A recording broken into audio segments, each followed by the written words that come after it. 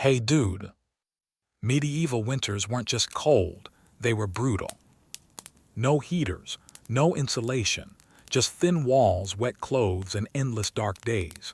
You burn whatever you could find, sticks, dung, even old shoes, just to stay alive. Food ran out fast, roads froze, people starved, and if you got sick, that was it. No medicine, no hospitals, just hope and blankets. Tonight we're going back to those bitter nights, to the kind of cold that crept into your bones and didn't leave. It wasn't cozy, it was survival. If slow, quiet history helps you unwind, hit like and subscribe.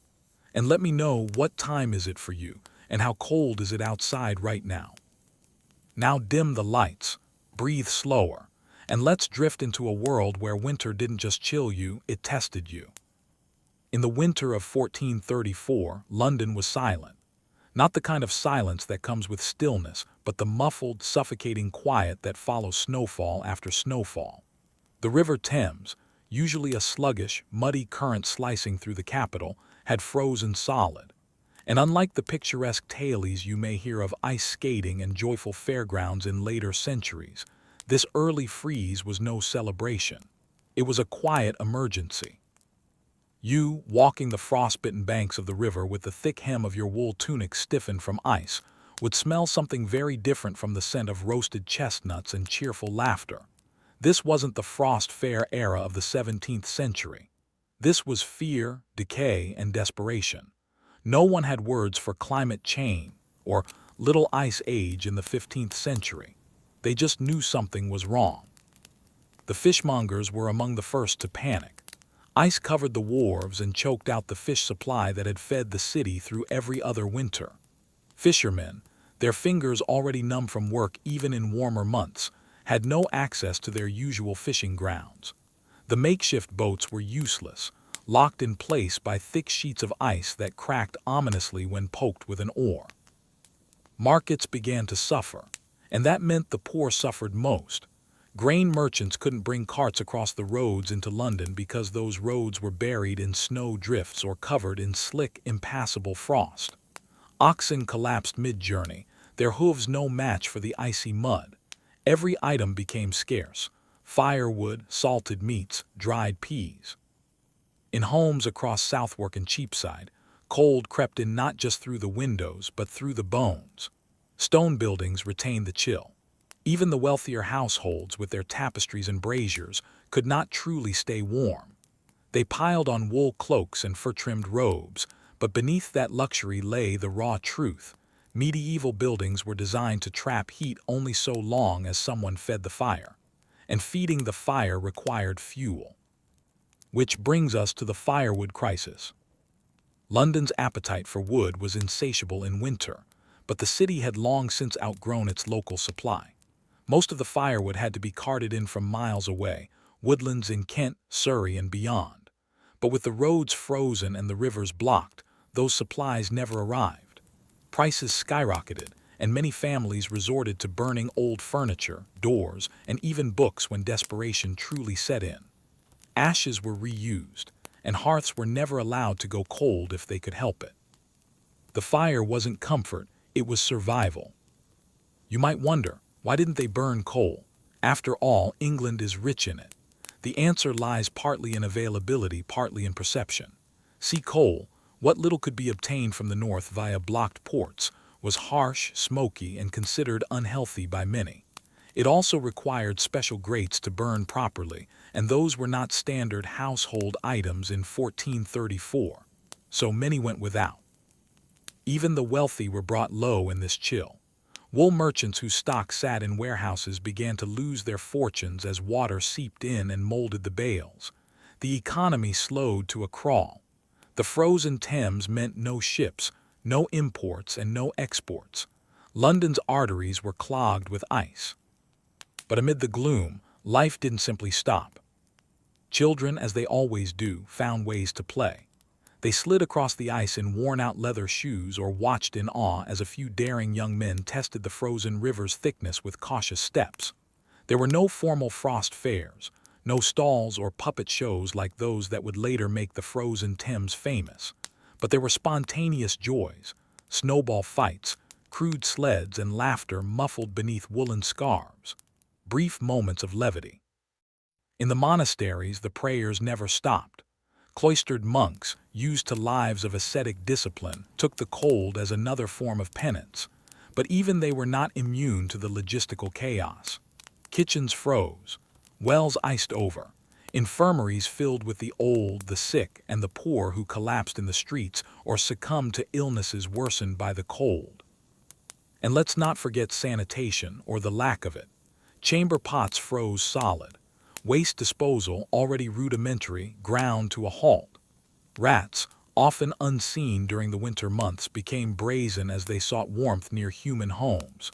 Disease, especially respiratory ones, spread rapidly in the tightly packed, poorly ventilated buildings. Guild halls became shelters. Churches opened their doors to the homeless, not out of particular charity, though some genuinely cared, but because corpses on the streets drew crows and complaints, and frozen corpses were much harder to move. This was not a story of medieval romance or triumph. It was a story of small acts of endurance, of scraping frost from the inside of your own home, of waiting for the grain merchant to return, even though you knew his oxen died in a snowbank 2 days ago, of praying, not for spring, but simply for enough warmth to make it to tomorrow. And yet through it all, London survived. But what was it exactly that froze the Thames so completely in 1434? Was it merely a bad winter, or something more? A sign of a changing climate, a prelude to the harsh decades of cold yet to come? And why did people keep living in cities like this, with their narrow lanes and ice-choked commerce, instead of fleeing to the countryside? If you stood on the edge of the Thames in January 1434 and looked across the ice, you wouldn't see just a natural wonder, you'd see a slow-moving catastrophe. Because what froze over wasn't merely a river, it was a lifeline, and that lifeline was severed. In this second section, we peel back the layers behind the cold. To understand what made that winter so brutal, we need to look at the silent hand shaping the climate, the early onset of the Little Ice Age. Historians now believe that the 1434 freeze was not an isolated weather event, but part of a broader climatic pattern that had been forming for decades. Starting as early as the 1300s and lasting into the 19th century, this Little Ice Age brought with it centuries of irregular, often punishing winters, shorter growing seasons, erratic harvests, and longer nights filled with creeping cold. But this wasn't modern climate change. There were no factories belching smoke, no fossil fuels tipping scales. The reasons were more subtle: a drop in solar activity, increased volcanic eruptions that filled the sky with ash and soot, shifts in ocean currents. Whatever the causes, the outcome was real, and for Londoners in 1434, it was devastating. Medieval London was a city already stretched to its limits. With over 50,000 people, it was one of Europe's largest urban centers. Its survival depended on intricate supply lines that brought grain from the countryside, fish from the coast, and wool from the shorn backs of rural sheep. Those supply lines, already fragile in ideal conditions, froze just as solidly as the Thames. Commerce didn't stop entirely, but it slowed to an agonizing crawl. The frozen river meant that barges couldn't travel between key docks at Southwark, Queenhithe, and upstream towns like Oxford. Goods meant to arrive by boat: barrels of herring from East Anglia, barrels of beer from the Low Countries. Either didn't come or came at ruinous expense. You might imagine wealthy merchants retreating into warm homes filled with extra supplies, but even they couldn't outrun the city's economic slowdown.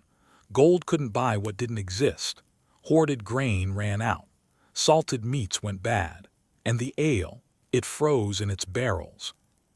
One documented case in January 1434 involved a brewer in the district of Aldgate whose entire stock, hundreds of gallons, froze so hard it cracked the casks.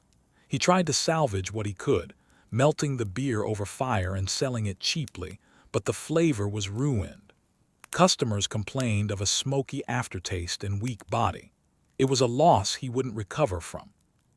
And then there were the butchers. In Eastcheap, a narrow market lane filled with stalls, the cold offered a mixed blessing. On one hand, meat didn't rot, cold preserved it. On the other, livestock could hardly be kept alive. Most couldn't survive the trek into the city, and local pens were too small to support a population suddenly dependent on indoor slaughter. The resulting backlog meant even meat spoiled eventually, despite the cold, as it was stacked too densely in cellars without circulation. A butcher's apprentice named Walter, just 13 years old, recorded in his master's ledger that all that week we ate nothing but cracked bones and thin blood soup.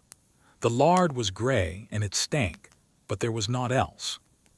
Even these scraps were too precious to waste. In the shadows of London Bridge, people scavenged more than just food.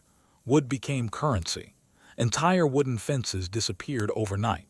Church pews vanished. One parish priest reportedly caught a man in the act of burning a wooden crucifix for warmth. It was a sacrilegious act, but it tells you everything about the depth of the cold. Piety bent beneath frostbite. And what about shelter? The city was never designed to protect its people from months of deep cold. Homes were built to contain hearths, yes, but not efficiently. Most houses were made of timber and wattle with thin walls and little insulation. Chimneys were rare. Smoke curled through holes in the ceiling, blackening rafters and filling lungs. Breathing was difficult in winter, even without illness. That brings us to another silent killer, cold-related disease. Respiratory infections soared. Pneumonia was common. So were chilblains, painful, inflamed sores on fingers and toes caused by the damp cold. And in households already weakened by poor nutrition, those conditions turned lethal. One of the few surviving chronicles from this period, by a monk named Brother Aelred of the London Charterhouse, describes a string of deaths in his monastery. 5 of us were laid to rest by St. Agnes' feast. Brother John choked in the night, the air so cold it felt as stone in his lungs. We prayed, but the warmth would not come. It's easy to forget how fragile the human body is in the cold. Medieval diets lacked the diversity we take for granted. No citrus for scurvy, no vitamin D supplements for bone health. And the lack of sunlight in winter meant long, grim months with no physical relief or psychological lift. Depression, though unrecorded in those terms, was everywhere. So what kept people going? Partly faith.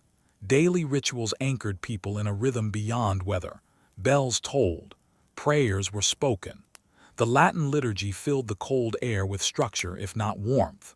The church didn't offer answers, but it offered repetition, and repetition gives comfort when reason fails.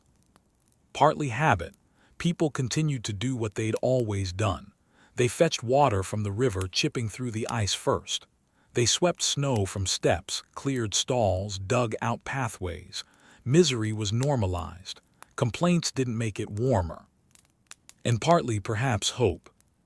Spring would come eventually. It always had. And yet one wonders, why wasn't more written about this freeze in later years? Why did this winter, so bitter and widespread, leave such a faint mark in cultural memory? Unlike the famous frost fairs of the 17th century, the freeze of 1434 is rarely romanticized. Was it too grim, too ordinary? Or did Londoners simply forget, as people do, what suffering felt like once it ended? As March approached, the hard edges of winter began to soften. Daylight stretched just a little longer.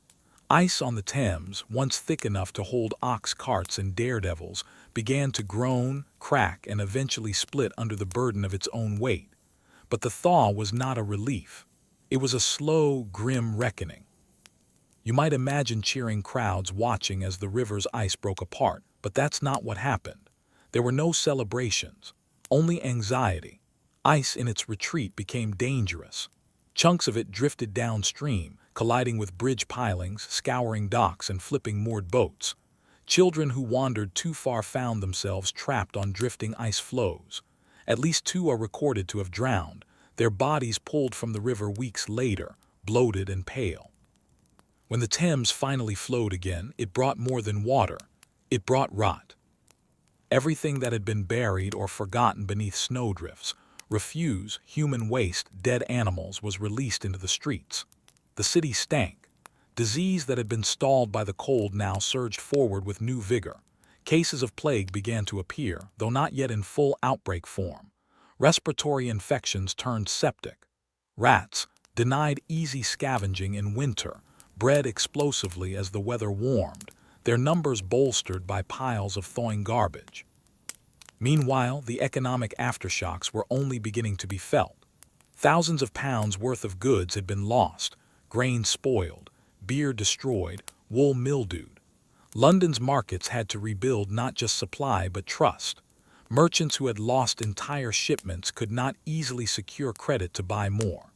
Tradesmen who had burned their own tools and workshop benches for warmth now had nothing left to work with. And many of the poor simply never recovered. Bodies were buried in haste throughout February and March, often in mass graves outside the city walls. Church records from St. Mary-le-Bow list 37 unnamed burials in just 2 weeks, beggars and frozen men, as the priest scrawled bitterly. But despite all this suffering, London did not fall. Its people adapted, fires were rebuilt, roads were repaired, trade resumed. In the following months, authorities began to make changes, not sweeping reforms but small, practical shifts. The Guild of Fishmongers began storing dried and salted fish in underground cellars for future winters. Tanners set up new contracts for firewood procurement farther south, diversifying sources to avoid future shortages. The city ordered the inspection and reinforcement of bridge supports to resist future ice surges. Life went on, piece by uncomfortable piece. One might expect a major cultural reflection, an epic poem, a series of sermons, or at least a notable change in policy. But it seems the freeze of 1434 became something else, a memory wrapped in silence. It's barely mentioned in the larger chronicles of the age, save for the odd note about a season of ice or a hard winter. Even Thomas Walsingham, an otherwise detailed chronicler of 15th century life, gives it no more than a few lines. Why? Perhaps because it wasn't a singular disaster like the Black Death or the Great Fire. It was a slow disaster, one made of hunger, cold, silence, and grayness. Hard to describe, harder to remember. Pain that doesn't explode but lingers tends to fade in the minds of survivors. Yet the deeper impact remained, subtle but profound. That winter contributed to a generational mistrust of weather. It reinforced the growing medieval anxiety that the climate was somehow turning against mankind. Within a few decades, there would be sermons tying weather to divine displeasure. The church began urging more fasting, more penitence, more prayer, believing perhaps that snow and ice were judgments. Science had not yet divorced itself from theology. Cold was not just meteorological, it was moral. But among the common people, a different kind of wisdom formed, practical resilience. They began insulating homes with layers of thatch and straw. Wealthy households built additional hearths. Inns started offering communal beds to keep guests warm, sometimes 4 or more to a bed, just to share body heat. Markets created simple storage cooperatives to preserve dried goods. Firewood became a communal commodity in some boroughs, managed by watchmen to prevent hoarding.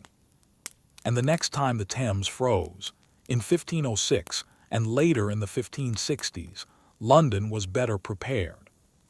That is the quiet, invisible legacy of 1434, not transformation but adaptation. So the question lingers. How many moments in history reshaped the world not with violence or revolution, but with the slow grind of winter? How often do we overlook the influence of mere temperature on the course of human events? And what does it mean that the most profound historical forces are sometimes the most boring? The year was 1315. Summer had come, and with it the rains. At first, the villagers of northern Europe were grateful. The dry spells of previous years had left crops shriveled and water sources unreliable. But by midsummer, gratitude had turned to unease. The rain did not stop. You trudging through the sodden lanes of a thatch-roofed village in the English Midlands would feel it in your bones, a wetness that clung to your skin, clothes, and soul.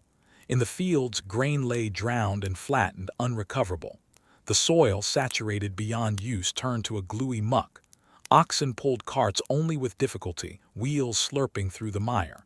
Men cursed the sky. Women watched the wheat rot. Hope drained from the land. This was not just a bad harvest. It was the beginning of one of the most profound natural disasters in medieval European history, the Great Famine of 1315–1317. But what made that famine particularly cruel was not just the failure of crops, but the arrival of winter before recovery could begin. Rain gave way to cold, and when hunger had already gnawed at the edges of society, the frost finished what the rain had started. By October, food stores meant to last until spring were already half empty. The grain from the previous year, if not used already, had been eaten early. Villagers had no choice but to consume the few surviving kernels they had meant to plant. It was the definition of desperation, eating the future to survive the present. And then came the cold. The winter of 1315–1316 was not the coldest on record, but it was the cruelest because of timing. No stored food, no grain, no livestock fodder, no plans for relief. The rural poor, who made up over 90% of the population, faced a season not of endurance but of attrition. Peasants did what they could.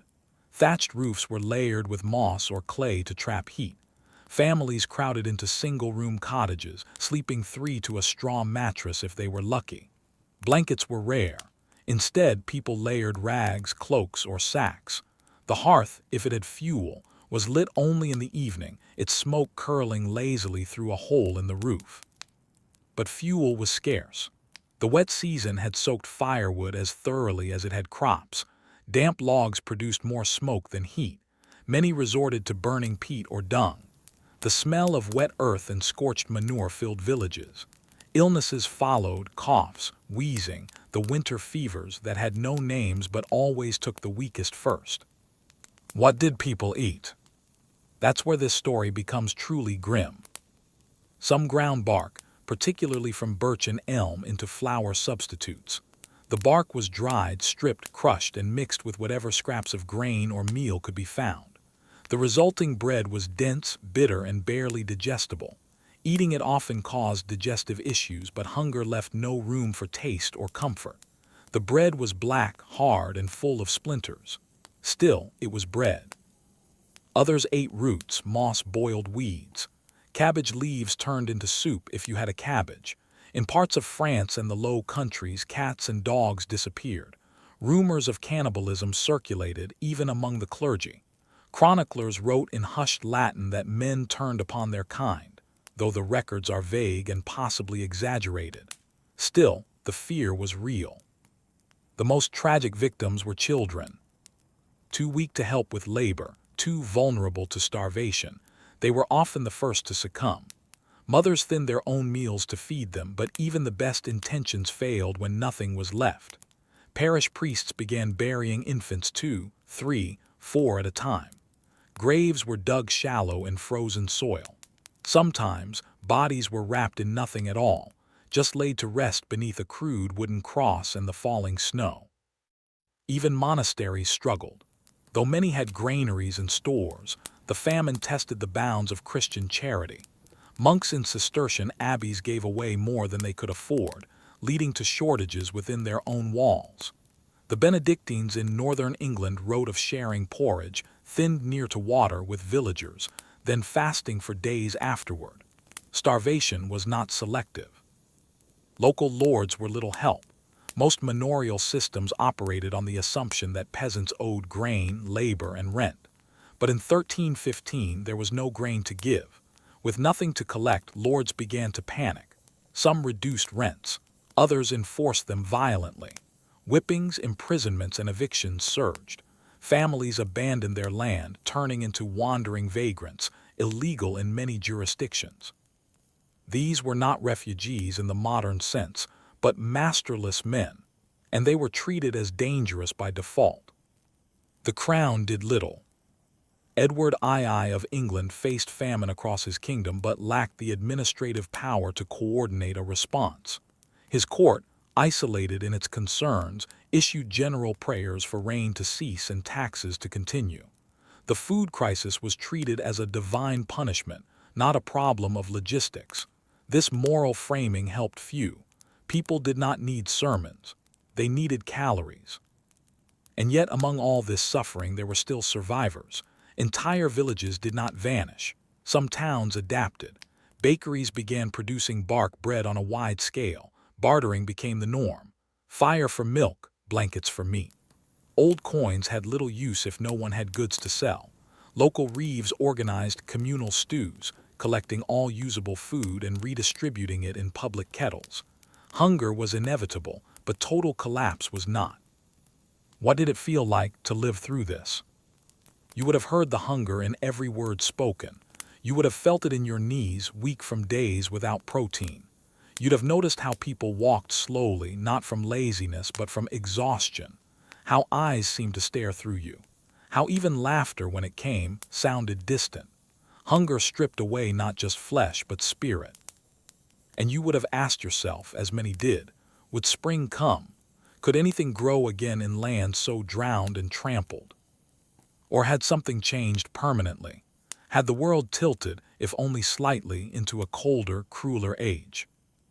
As the bitter winter of 1315 dragged on and the spring thaw refused to bring relief, the countryside of England and much of northern Europe began to shift, not in the weather but in social shape. People began to move, not in the thousands but in slow trickles. Families, desperate and skeletal, packed what little they had and left. They had no destination in mind, only a direction away. Away from the field that refused to yield crops, away from the man or lord who demanded grain they no longer had, away from neighbors who had already buried too many children to be of much help. What emerged from this quiet exodus was something new to medieval Europe: mass vagrancy. You would have seen them along the muddy roads, gaunt men with ash-colored cheeks, barefoot children wrapped in strips of burlap, and women clutching infants to their chests. Some pushed carts, most walked. A few dragged sleds, even without snow, grinding across the broken earth in search of towns rumored to have stores. But the towns had no room. Cities like York, Lincoln, and Ghent turned away travelers. Gates were barred. Food riots flared when hungry strangers arrived. The urban poor, already pushed to the edge themselves, viewed rural wanderers with suspicion and anger. Disease followed them, or so it was believed. They brought hunger, theft, and death, or so the stories went. In truth, the stories weren't always wrong. The line between beggar and bandit blurred quickly. A hungry man, when denied charity, might steal. When stealing failed, he might kill. Highway robbery increased, not out of greed but starvation. Armed guards began patrolling trade routes, not to stop armies but peasants. Nobles traveled with armed escorts. Merchants carried fewer goods or stopped traveling altogether, fearing ambushes. The rule of law itself began to strain. The manorial system, built on a fixed population tied to the land, cracked under the weight of flight. With no one to till the fields, manors fell behind on taxes. Lords who were once powerful landowners now found their fields fallow and their barns empty. Some tried to lure peasants back with promises of food and shelter. Others hunted them down.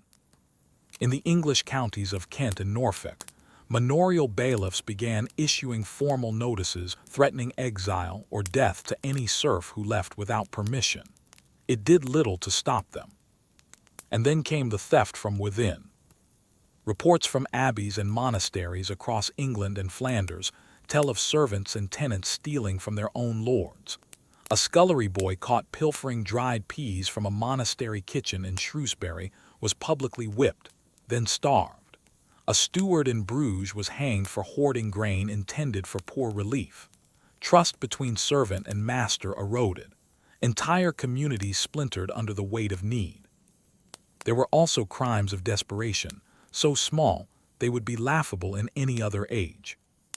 In a village outside Ghent, a girl was beaten after being caught stealing the salt crust from a meat barrel.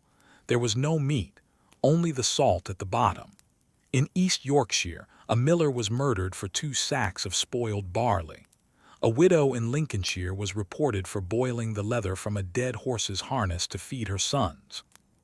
And yet somehow, survival continued. People adapted in small, bitter ways. Pottage, a thin stew made from whatever could be foraged, became a daily meal. Nettles, chickweed, cleavers, dandelions, these so-called weeds became vital. Those who knew herbs were sought after, not for medicine but for which leaves wouldn't kill you when boiled. Mills began grinding not just bark but acorns, ferns, even dried straw. The resulting flour was nearly inedible, but it filled the belly for a time. Bread lost all resemblance to bread. People spoke of gray loaves, bitter loaves, ashes in the mouth. And still they ate. Religious processions meant to beg God's mercy became more intense and more desperate. In France, barefoot pilgrims marched through the snow, whipping themselves in prayer. Priests held daily masses for rain to stop, then for rain to come again, then for sun, then for anything. Faith became a cycle of pleading and penance. God, it seemed, had gone silent. But there were flickers of human resilience. In some towns, communal ovens were built. These allowed villagers to share heat, bake together, and conserve fuel. In others, famine fields were planted with fast-growing root crops, turnips, wild carrots, parsnips. They would not ripen until summer, but the planting itself gave hope. One nobleman in Burgundy, Philippe of Savigny, opened his granaries and distributed grain without charge, an act so rare that it was written into 3 separate chronicles. His manor nearly went bankrupt, but his tenants survived the worst. Such stories, rare though they were, offered a model for what leadership might look like. Still, the death toll was immense. Modern estimates suggest that between 10% and 15% of the population in parts of Europe died from famine between 1315 and 1317. In some places, it was higher. These were not dramatic deaths. No battlefield, no fire, no plague. Just the slow disappearance of people, names that no longer appeared in tax rolls, men no longer listed on harvest rosters, children whose baptisms were never recorded. In that sense, it was the most boring disaster imaginable. A starvation that crept rather than exploded. A tragedy made up of thousands of small hungers instead of a single loud catastrophe. And all of it, was worsened by one brutal winter. As the snow returned in early 1316 and blanketed the bare fields, people asked the only question that made sense. Would this winter ever end? Or had the rains and frost become the new rhythm of the world?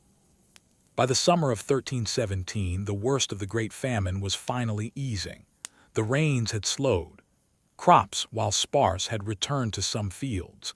In certain corners of England, France, and the Low Countries, harvests were not bountiful, but they were possible again. And in this brief reprieve from cold and hunger, Europe exhaled. But it was not a joyful breath.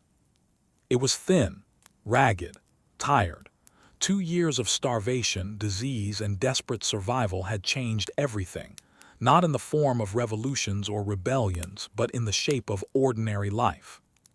You could walk into a village in 1317 and feel it, the emptiness. Entire cottages stood abandoned, doors swinging open to fields that no longer had farmers. Parish records showed a marked drop in baptisms. Guild rolls had blank spaces. Entire families had vanished not with violence but with quiet. The deaths were mostly undocumented. Peasants were rarely named in official ledgers. Their passing left gaps rather than marks. And those who remained were not the same. They were leaner, yes, and in many cases physically stunted. But more than that, they were wary. The famine left a psychological mark, visible not in documents but in behavior. People hoarded food when they could. They planted more root crops. They stored grain in hidden pits lined with straw. Families who once gathered communally for meals became more insular, their portions more guarded. Children who had grown up in the famine years remembered the taste of bark bread well into adulthood. Some refused to eat dark loaves again, even in good harvests. Others developed a compulsive fear of cold, insisting on sleeping near the hearth long after the weather turned. Survivors of the famine formed a quiet, unspoken fraternity. They did not speak often of what they had seen, of infants buried without names, of meals made from boiled weeds, of nights spent shivering in silence. But they shared an understanding that those who had lived through 1315, 1317 had been tested by the land, by the cold, by one another. What followed the famine was not a renaissance, but a reckoning. Monarchs and church leaders were forced to reconsider their responsibilities. Edward II of England faced increasing criticism for his inaction. Though no revolution came, his reign grew more unstable. In France, Philip V attempted reforms to stabilize grain prices and store reserves. These measures had limited success, but they were among the first signs that governments, even in their infancy, were beginning to recognize the link between weather and governance. Religious institutions also absorbed the lesson. Some monasteries began planting more diverse crops or investing in drying sheds to preserve food. In places like Flanders and Bavaria, monastic communities opened granaries to the public in times of future scarcity. Charity, once seen as a virtue, was now a necessity for social survival. There were also subtle changes in law. Vagrancy laws were re-examined, so were the harsh penalties for poaching. It became clear that when people stole deer or rabbits during famine years, they did not do so out of disrespect for noble privilege, but for caloric survival. Some lords began offering conditional hunting rights to tenants, a small but meaningful shift in the feudal contract. And yet, despite all this, the famine left behind something much harder to measure than economic damage or legal reform: a loss of confidence in nature. For centuries, peasants had followed the seasons as one follows a rhythm: plant in spring, harvest in summer, rest in winter. The famine shattered that rhythm. It proved that the land could betray you. That rain could come endlessly. That cold could last too long, and that no amount of prayer could bring bread from a drowned field. In art, this uncertainty crept into the margins. Illuminated manuscripts of the late 1310s and 1320s feature odd figures: starving peasants, skeletal farmers, figures crouched under black clouds. While medieval symbolism was often spiritual, these images hint at something more grounded: a cultural memory of suffering. Even more enduring was the impact on birth rates. The years following the famine saw a significant demographic dip. Fewer children were born, not simply because people had died, but because survivors were cautious. Families waited longer to marry. Young men took longer to claim land or start households. The famine had taught them to hesitate. And perhaps the most haunting legacy of all, people stopped trusting abundance. When a good harvest finally came in 1318, many were suspicious. Some refused to eat fresh bread, fearing it was too soft, too unnatural after years of hard bark loaves. Others insisted on preserving half of everything they harvested. A superstition developed in some towns: if you eat too well in one year, the next will punish you. No one wanted to tempt the weather again. Looking back now, the Great Famine of 1315–1317 is often overshadowed by the Black Death that would come a generation later. But to those who lived through it, the famine was no less apocalyptic. It was quiet, not dramatic, but it changed Europe just as surely as any war or plague. It taught people that nature was not always generous, that community could dissolve when tested, that bread, simple, boring, daily bread, was the most precious thing in the world. And that perhaps the most dangerous winter is not the one with the deepest snow, but the one that comes after you've already starved. High in the Alps, above the valleys of Savoy and the quiet hamlets of eastern France, winter does not arrive, it descends. It is not a season but a slow, relentless pressure, like a weight of white pressing down on every living thing. And in this frigid isolation, cloistered behind stone walls and frost-covered windows, monks once lived by a rhythm older than kings and far more silent than war. This is not the story of famous saints or miracles. It is the story of endurance, of ritual, and of absolute stillness. It is about how human beings, deliberately, willingly, chose to face the longest months of the year with no firewood luxuries, no village revelry, and no distractions. Only prayer, only snow. Welcome to a Carthusian monastery, winter 1320. Imagine yourself waking before dawn in a tiny stone cell with a wooden cot and a single wool blanket. Your breath clouds the air. Ice glazes the inside of your window. The bell has not yet rung, but your body knows when to rise. You kneel beside the bed, hands numb, and begin your first prayer of the day. You speak no words. You whisper them into the folds of your own mind. This is not a punishment, it is discipline. Carthusian monks were among the strictest orders in medieval Christendom. Unlike Benedictines, who often lived in communal abbeys with regular meals and shared work, the Carthusians practiced an almost eremitic, hermit-like form of monasticism. Each monk lived in his own cell, more like a miniature house, attached to the monastery's cloister. There, he prayed, studied, and worked, often in complete silence, only gathering with others for certain liturgical rites. Winter made that silence almost complete. The cold isolated even the isolated. Paths between cells became dangerous after snowfall. Meals, brought once a day through small hatches in the walls, arrived lukewarm at best, usually thin vegetable stews, hunks of brown bread, sometimes a bit of cheese. Meat was rare. Speaking was rarer. In fact, for many Carthusians, an entire winter might pass with fewer than a dozen spoken words. Yet they remained, year after year. Why? Part of the answer lies in the very core of their belief: withdrawal from the world as a path to God. The world, after all, was chaotic, and in the 14th century it was increasingly so: war, famine, and the slow approach of plague. In these remote monasteries, monks sought something different, a kind of spiritual refuge where the soul could be honed like iron in the fire of solitude, or in this case, ice. The practical challenges of winter were considerable. Monks had to gather and store firewood for months. Each cell had a small stove, but its use was restricted. Excess heat was considered indulgent. There was enough to prevent death, not discomfort. Water came from snowmelt, collected and boiled in iron kettles. Washing was infrequent. Baths were rare and in winter practically non-existent. Frostbite was common, especially among the elderly. Fingers turned blue, toes blackened, nose tips lost sensation. But still the rule was followed.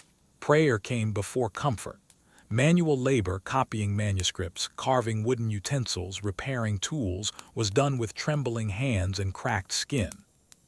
One account from a Carthusian prior in 1319 describes a winter so cold that ink froze in the inkwells and had to be melted over a candle every hour just to continue copying scripture. He does not complain. He simply notes the inconvenience and offers it up as a winter tithe to the Lord. Even more telling than the cold was the dark. In the Alps, the sun disappears early and returns late. Days were short, nights were long. Candle use was limited to conserve wax. Monks adjusted their waking hours to follow liturgical time, not the sun. They rose in darkness, worked by twilight, and prayed into the black. Illness could go unnoticed for days. One winter, a monk named Brother Amory died in his cell and was not discovered until his hatch remained closed for 2 meals in a row. He had passed in prayer, hunched over a wooden stool. His candle had burned out beside him. Yet these weren't tales of horror or tragedy. To the Carthusians, this was life as it should be, emptied of noise and filled with divine repetition.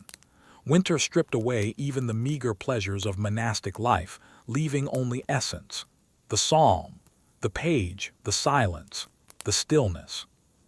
And nature, though brutal, was also holy. One monk from the Grand Chartreuse wrote a letter in 1322 describing snowfall as God's veil upon the earth, a white mantle hiding the sins and distractions of the world. He spoke of the trees standing in patience, the rivers holding their breath, the birds singing only when necessary. In such a worldview, endurance became prayer, hunger became humility, cold became cleansing. Still, questions remained, even within these frozen cells. Did God require such suffering? Was silence truly the best path to wisdom? And what did it mean to live a life so quiet that the world forgot you existed? As the snow piled higher and the winds whispered around the cloister walls, the monks of the Alps watched, waited, and endured. But as one long winter gave way to another, some began to wonder. Was this silence the voice of God, or simply the absence of all else? By January, the mountains were locked in. Avalanches had sealed the northern pass. Ice covered the footpaths with a deceptive gloss, hiding stone beneath slick white. A week might pass without a traveler reaching the gates, but within the stone walls of the monastery, life did not change. It could not change. You, had you lived there, would not be allowed to ask, should we do this differently? The rule, the Carthusian code of conduct established in the 11th century by Saint Bruno, was absolute, and the rule did not make exceptions for cold.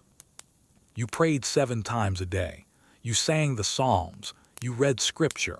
You spoke only when permitted, which in winter was almost never. But even rules cannot hold back frost.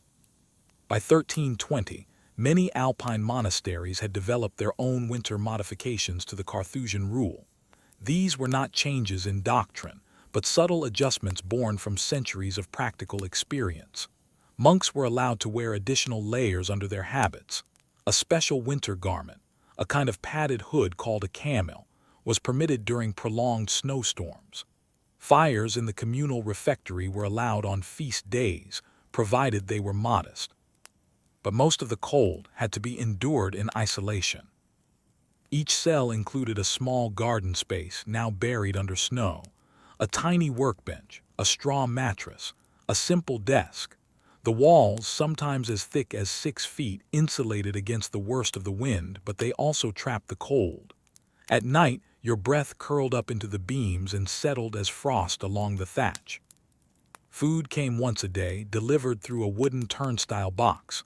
A stew made of lentils, sometimes barley, occasionally a bit of salted fish. In winter, monks ate more dried root vegetables, carrots, leeks, and turnips from summer's final harvest, now shriveled and sour. Meals were taken alone, in silence. There were no spoken grace prayers before eating. Prayer was continual, woven into the act of lifting spoon to mouth. Each bite was slow, methodical, purposeful. Yet even in this self-imposed stillness, problems found their way in. One of the most common was madness, or what the chroniclers simply called quiet melancholy. Isolation, darkness, hunger, and cold were a dangerous mixture for the human mind. Some monks experienced hallucinations. Others sank into lethargy. A few, tragically, simply stopped eating. One record from the Charterhouse of Villeneuve notes, Brother Lucian did not speak nor sing for many days. He kept to his cell, even as his fingers blackened. When called, he did not answer. When found, his lamp was unlit, and he had not eaten. No formal system of mental care existed. Suffering was understood spiritually, a test, a punishment, a purification. Some monks recovered. Others were quietly removed to lesser roles, gardeners, kitchen assistants, or caretakers of the sick. But those were rare cases. In truth, most suffered silently. And yet this wasn't cruelty. In their minds, it was holy discipline. The very act of enduring the harshest winter without complaint was seen as an imitation of Christ's suffering. The snowstorms, the freezing water, the pain in the joints, and the numbness of the hands, These were not punishments. They were purification. And there was one ritual above all others that embodied this: the night office. Every night, regardless of weather, monks rose from their cold beds to gather in the unheated chapel and chant the vigils, beginning at 11:30 p.m. In the depths of winter, this meant crossing open cloisters with ice crunching underfoot, wind biting at exposed faces, and breath rising like incense in the black. Each monk wore 2 layers of wool, no more. In the chapel, the flickering of a few oil lamps lit the stone arches. No heat, no cushions. The psalms were sung in Latin, slowly, metrically. The voices were often hoarse, sometimes trembling, but always faithful. For over an hour they sang, then stood in silence before returning to their cells. And they did this every single night. To the modern listener, it may seem senseless. Why subject the body and mind to such conditions? But to the Carthusians, this was the point. They believed God was not found in comfort but in clarity, the kind of clarity that only comes after days of repetition, hunger, solitude, and silence. The cold stripped away everything. What was left, they believed, was the soul, raw and real. There were, of course, minor rebellions. One monk, Brother Renaud, was caught hoarding extra firewood in 1326. Another was accused of secretly boiling oats twice in a single day. These infractions were met with gentle but firm reprimand, usually in the form of additional fasts, labor, or silent penance. No public shamming, no expulsion. The goal was not punishment, it was realignment. But the fact that infractions happen at all speaks to the difficulty of the life. By February, fatigue would weigh on every gesture, prayer slowed, hands trembled, voices cracked, the wind outside howled, snow piled at the gates. And still the rule was followed. Still they gathered for vigils. Still they prayed in the cold. Yet one can't help but wonder, did all of them truly believe? Or did some continue simply because stopping would mean losing everything? Was obedience faith or fear? By March, the snow began to crack. Not melt, crack. The first signs of thaw in the alpine valleys came not with green shoots or birdsong, but with the groaning, splitting noise of ice under pressure. Icicles fell in heavy clumps from cloister arches. Snow slid off the chapel roof in thick sheets. The world, long held in a breathless freeze, began slowly to exhale. And the monks, they did not cheer. They did not emerge blinking into the sunlight. They continued, as always, in silence. But the silence was different now. It was no longer absolute. The ice-softened ground let water trickle down stone channels again. Birds returned, their chirps faint but insistent. A breeze carried something unfamiliar into the cloister: change. For the Carthusians, spring was not a reset. It was a continuation, a different season of the same eternal prayer. But even here, in their strict and timeless order, the harshness of winter left marks that could not be entirely ignored. The elderly moved slower. Some younger monks never fully recovered from frostbite or illness. Infirmaries, simple rooms with raised pallets and medicinal herbs, saw new occupants. The prior walked more frequently among the cells, quietly checking for those who had hidden their suffering too well for too long. One monk, Brother Thomas, left a letter that survives today in the library of the Grand Chartreuse. In it, he writes not of theology but of time. When the ice leaves, I remember not its sharpness but the hours it gave me. It turned minutes into something heavier, into stones I had to lift. I know God better because each day felt like carrying a weight I could not see. That is perhaps the true meaning of winter for these monks. It was not just a season to be endured. It was a teacher. It taught them patience, taught them humility, and above all, taught them the difference between solitude and abandonment. You might ask, did they ever doubt? Yes, doubt crept in like a draft under the cell door, quietly, persistently. Some monks recorded dreams of warmth, of laughter, of wine, of fields bursting with color. Others confessed to moments of despair in their journals, feelings that their prayers went unheard, that their suffering served no cosmic purpose. But they stayed. Why? Because for them, the test was not whether God responded. It was whether they remained faithful even if he did not.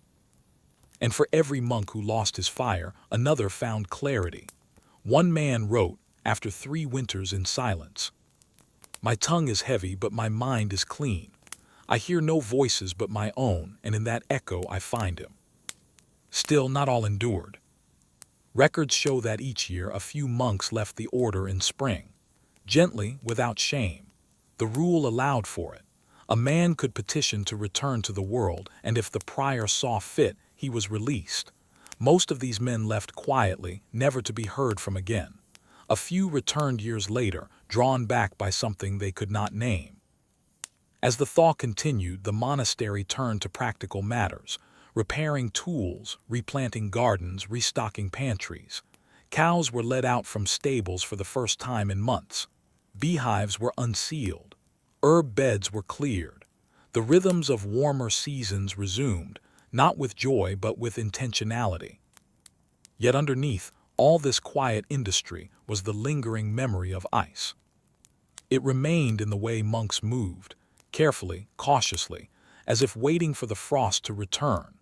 It lingered in the way they watched the sky, as if reading signs of betrayal in every passing cloud.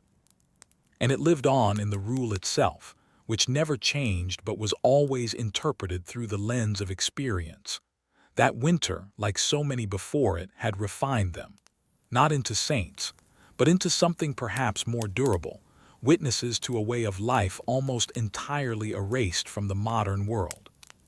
Because in the end, what did they prove?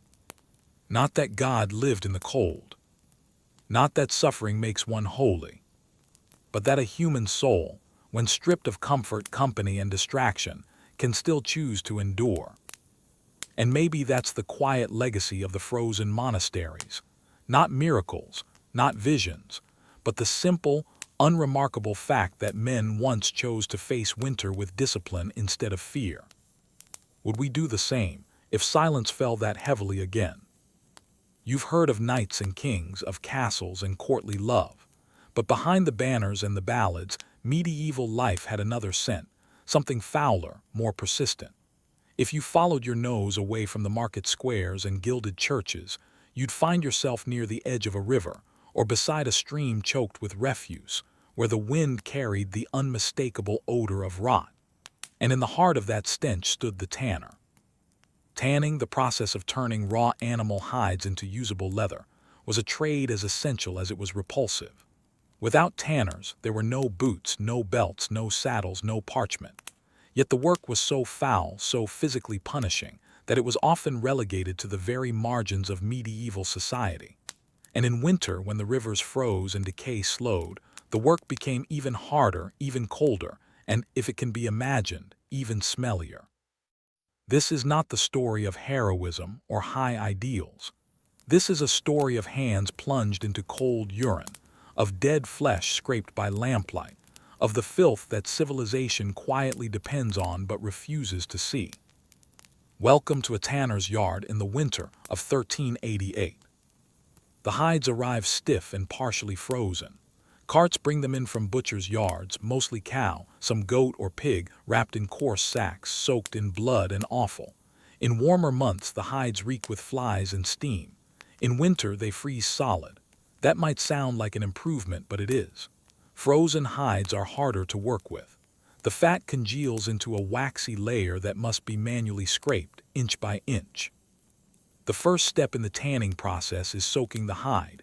This softens it and prepares it for hair removal.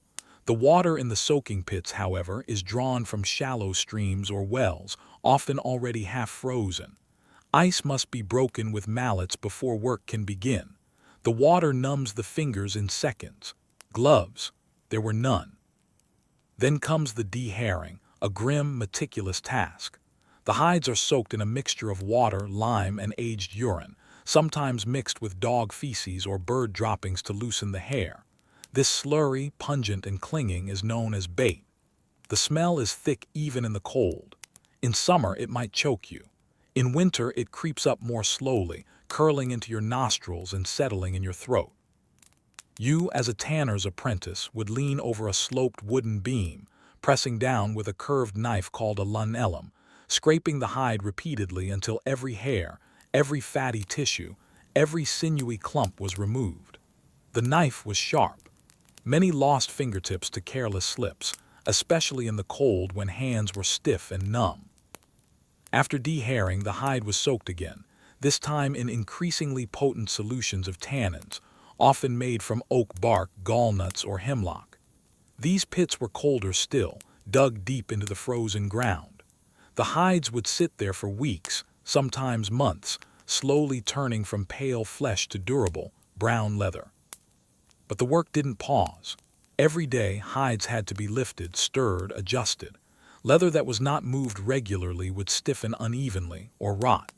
The tanner had to wade waist-deep into slush-filled pits and pull each hide by hand. Wooden rods helped, but they slipped. And there were no waterproof boots, only wool-wrapped feet and makeshift clogs. The cold didn't clean the air, it preserved the rot. Even after scraping and soaking, the hides gave off a smell of death. The fat clung to wooden tools. The pits frothed with fermentation. Ice formed along the edges of the troughs, trapping brown scum beneath its surface. The tanner's hands, always red and raw, were cracked open by winter's bite. Urine soaked through trousers, faces peeled from windburn, nails turned black. And yet the tanners worked. Because leather was gold. A single finished hide, properly processed and trimmed, could be sold for enough to buy grain for a family for a week. Tanner guilds, when they were permitted in larger towns, enforced prices and ensured that even the filthiest craftsmen could eat. But in rural villages, outside the guild's protective reach, tanners were often feared, mocked, or shunned. They smelled always. No amount of washing could remove the odor of urine, lime, and death. They were known to live apart from others near rivers or town edges. Marrying a tanner was a last resort. Priests tolerated them, but barely. Even in death, tanners were sometimes buried in separate plots, not out of malice, but to prevent the smell from clinging to the air at funerals. And yet their work was vital. Without leather, horses could not be saddled, soldiers could not be armored, books could not be bound, clothing could not be cinched, scrolls could not be written. Civilization rested, quite literally, on dead skin. It is easy to forget that, to think of medieval history as battles and saints, kings and plagues, but it was also this. A boy scraping frozen hide beneath a gray sky, knuckles bleeding, breath fogging the raw morning air. A man dragging soaked leather from a pit, with fingers already numb from yesterday. A woman mending her husband's gloves, knowing they'll be soaked in urine again tomorrow. They were not martyrs or monks, they were laborers, and in winter they paid a heavier price than most. So why did they do it? Why keep scraping and soaking and smelling through the worst months of the year? Why not abandon the trade and beg elsewhere? And perhaps more disturbingly, how many other hidden trades were just as filthy, just as vital, and just as quietly forgotten? In most trades of the medieval world there was honor to be found. Bakers fed towns, masons built cathedrals, blacksmiths forged tools and armor. Their crafts were celebrated with feast day processions, patron saints, and social respect. But for tanners, even those working within the structure of a guild, there was no ceremony, no celebration, only necessity. The smell followed them everywhere. Even in winter, when the stench of decay should have been frozen into stillness, the tanner's yard gave off its unmistakable aroma. The reek of lime-soaked hides, decomposing hair, and soaked animal fat mixed with frostbitten air in a combination so strong, so specific, that it could cling to stone. And it clung to people too. You couldn't escape it, not with a wool cloak, not with prayer, not even after scrubbing your hands raw with ash and snow. For this reason, tanners were often placed on the bottom rungs of social structure. even when their work was legally protected by guild membership.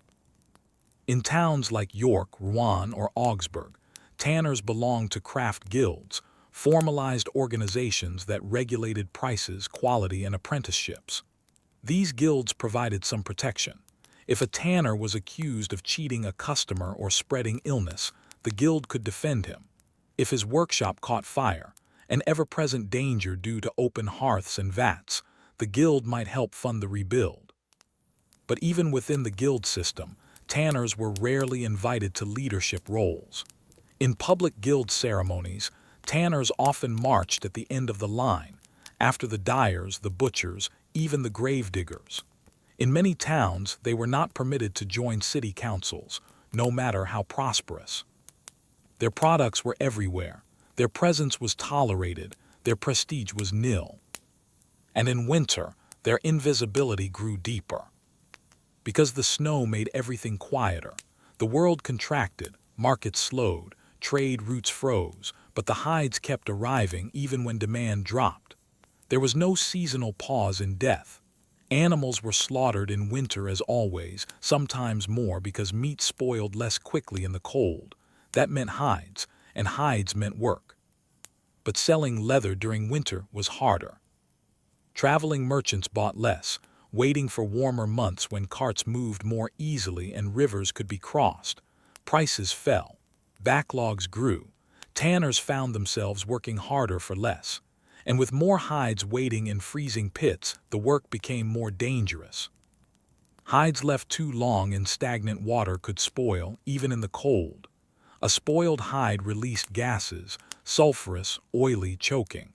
If a pit fermented too long, it could foam. A misstep into such a vat could kill. There are records, few, but unmistakable, of apprentices who drowned or suffocated in tanning pits. One English coroner's roll from 1394 includes a brief, nearly sterile account. John, son of Elric, age 14, fell into the lime pit near the old mill and was overcome by vapors. No suspicion. Body returned to family. No suspicion, no trial, no scandal, just another boy lost to the smell. And still they worked.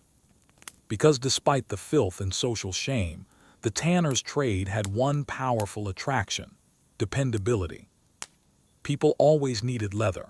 War, plague, famine, none of it stopped the demand for durable goods. Soldiers needed straps and scabbards. Farmers needed harnesses. Monks needed parchment. In some towns, the tanner was the only craftsman guaranteed a year-round income, even when others failed. A few even became wealthy, by the standards of their time. A successful tanner might own his own yard, hire multiple apprentices, and supply leather to a nearby guild hall or monastery. But even then, the money didn't buy respect. A rich tanner was still a smelly tanner. Marriage prospects remained slim. Daughters were sometimes passed over. Sons were expected to remain in the trade even if they wanted better.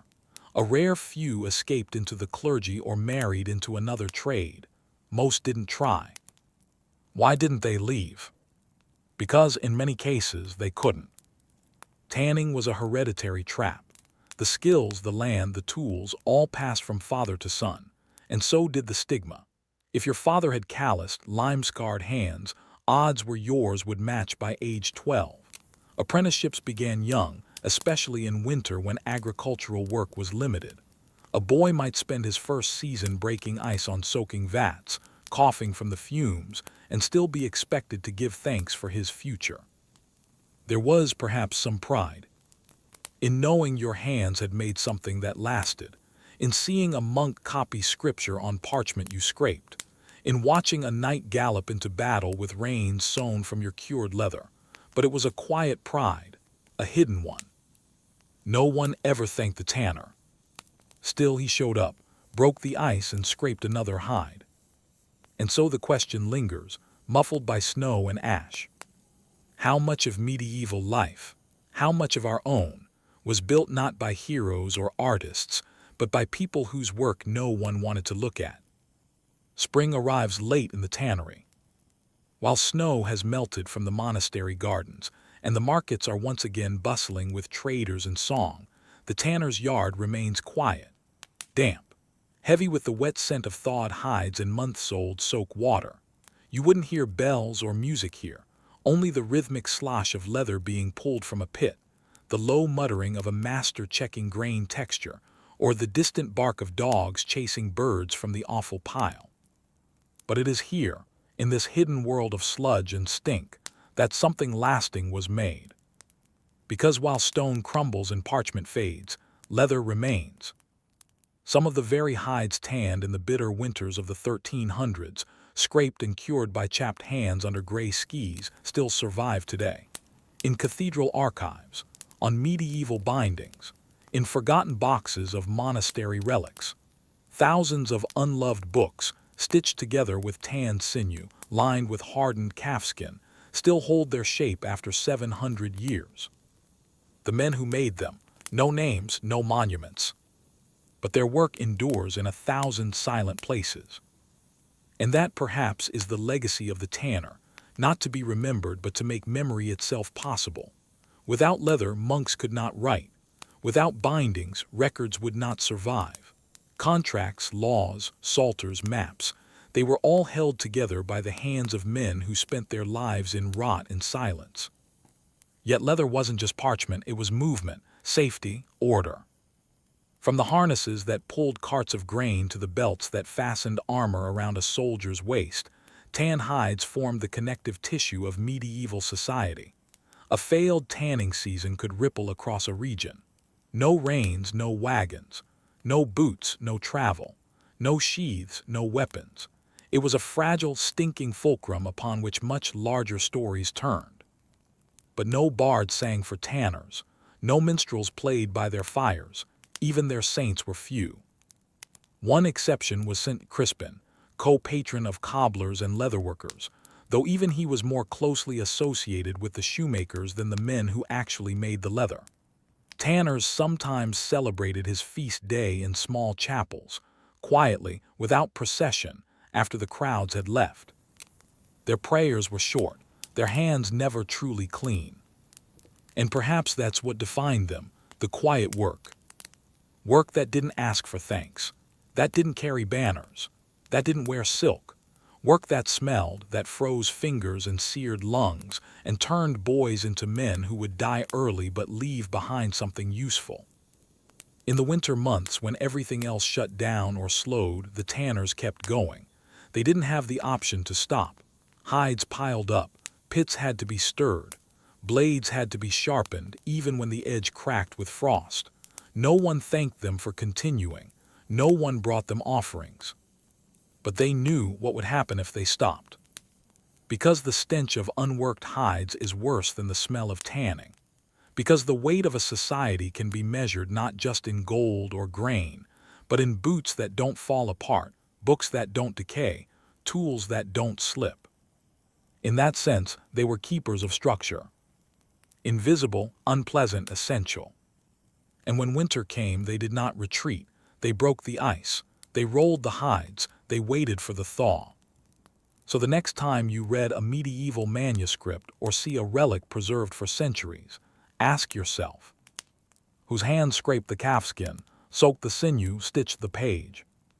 And how many such hands were buried in shallow graves, remembered only by the smell they left behind? In February of 1405, the royal court of England was not ablaze with pageantry or cloaked in luxury. It was shivering. The reign of King Henry IV, often remembered for political uprisings and strained legitimacy, was also shaped, quietly, miserably, by cold. That winter, like so many in the early 15th century, arrived early and stayed late. But inside the palaces of Eltham and Westminster, where kings were supposed to be warm and untouchable, the frost lingered, creeping into the rafters and chambers. The reality, England's monarchy, for all its grandeur, could not escape the bone-deep discomfort of a medieval winter, not even a king. This story is not about warfare or royal drama. It is about hearths that wouldn't light, robes that didn't insulate, and the way even the most powerful man in the kingdom could not command the weather to bend. Let's step inside. Imagine yourself a servant at Eltham Palace in the winter of 1405. Your breath hangs visibly in the air as you prepare a basin of water for the king's morning washing. The water is lukewarm at best, heated in a copper pot and carried in through 3 doors that let out more heat than they trap. By the time you reach the royal chamber, it's barely above freezing. Henry IV sits cloaked in ermine and velvet, but even that's not enough.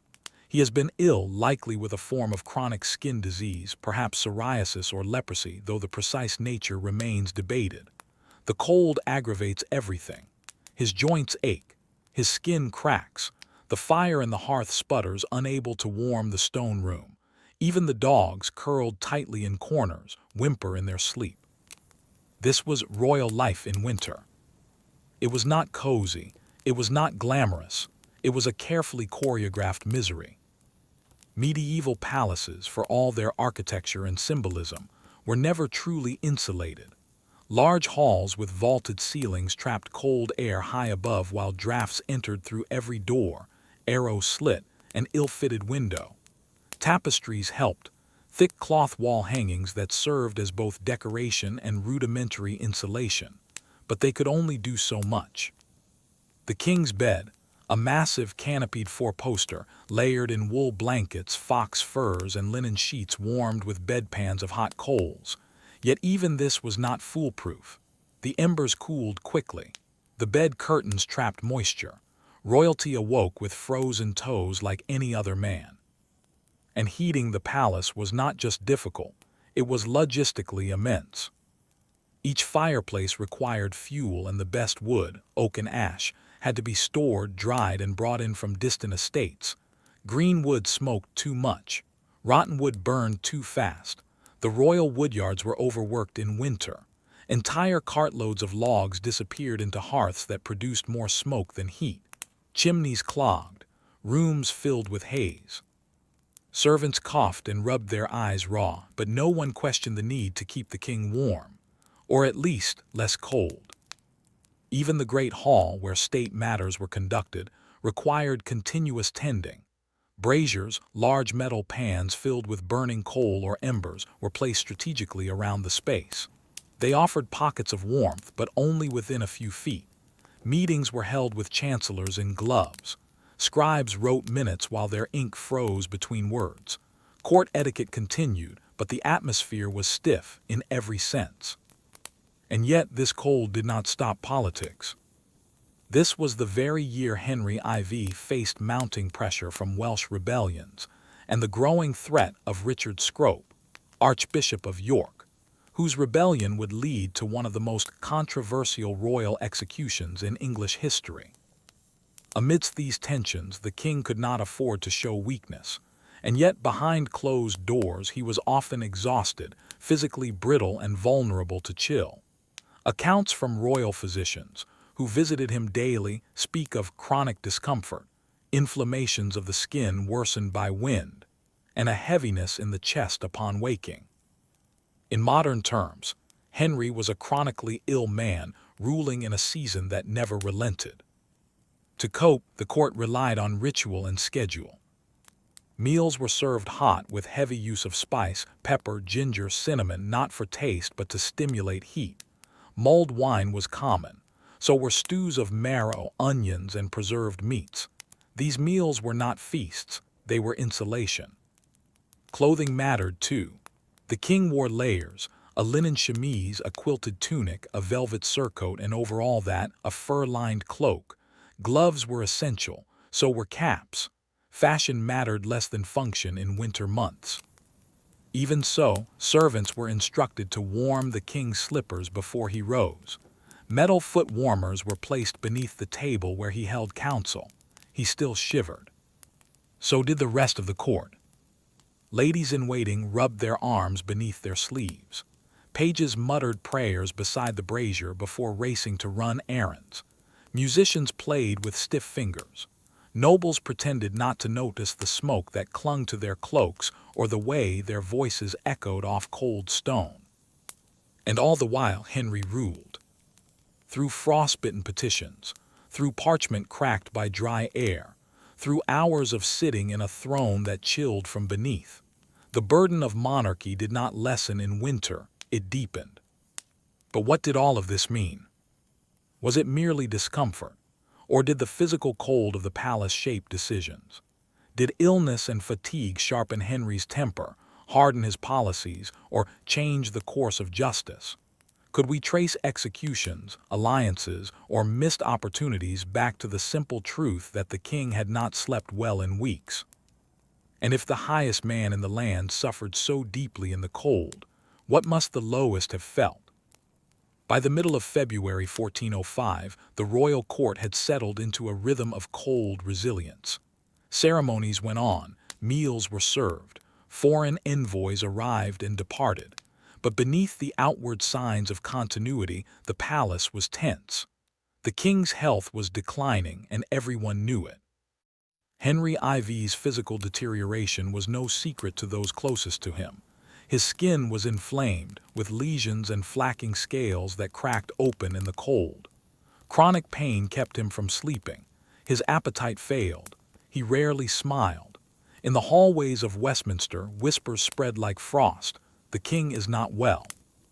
This was dangerous. A sick king in the Middle Ages was a vulnerable king, not just physically, but politically. In an era when strength and divine favor were considered closely linked, any hint of weakness could encourage rivals. And in 1405, Henry had more than a few. Among them was Archbishop Richard Scrope, who, despite being a cleric, posed a direct threat to Henry's authority. Alongside the rebellious Percy family, Scrope challenged the king's taxation and perceived tyranny. Rebellion brewed in Yorkshire, and in the midst of it all, Henry IV was trying to govern while freezing. Even the palace courtiers, hard men hardened by politics, were not immune to the seasonal weight. Chronic cold caused fatigue, short tempers, and shortened meetings. In his private chambers, Henry tried to maintain dignity, but his records reveal a man grappling with both his enemies and his body. A physician's journal from early 1405 reports, "His Grace suffers the heat and the itch together. The dryness of skin and chill of air make war upon him. His Majesty's humor is unbalanced, and he cannot rest." The king's humors, blood, phlegm, yellow, and black bile, were believed to be thrown into chaos by cold and imbalance.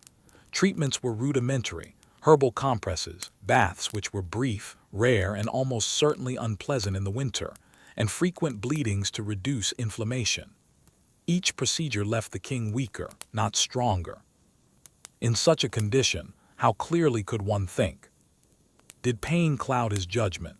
Did fatigue shorten his patience with dissenters? When he ordered the execution of Archbishop Scrope in June 1405, an act that scandalized the realm and horrified the church, was he acting as a sovereign, or as a man pushed to his physical and mental limit? Even the practicalities of royal governance suffered under winter's weight. Letters to northern lords arrived late, their messengers delayed by snow-choked roads. Roads were icy, rivers flooded, and horses frequently lamed by the cold. Records from the royal chancery show unusually long gaps between summons and responses. Decisions were made without full counsel, simply because not everyone could reach court. And inside the court, daily life was full of small, telling compromises. The king's council meetings were often moved from the grand chamber to smaller rooms with better heat. Tapestries were doubled along the walls. Doors were blocked with cloth. Scribes wore gloves with the fingertips cut out. Wax candles were preferred over tallow, not for light, but because the animal fat in tallow stank more in cold rooms. The king's garments grew heavier by the week. He often wore a padded acqueton beneath his robes, originally meant for underarmor protection, now repurposed for warmth. He rarely stood for long. And yet diplomacy continued. That winter, envoys from France and Burgundy passed through court.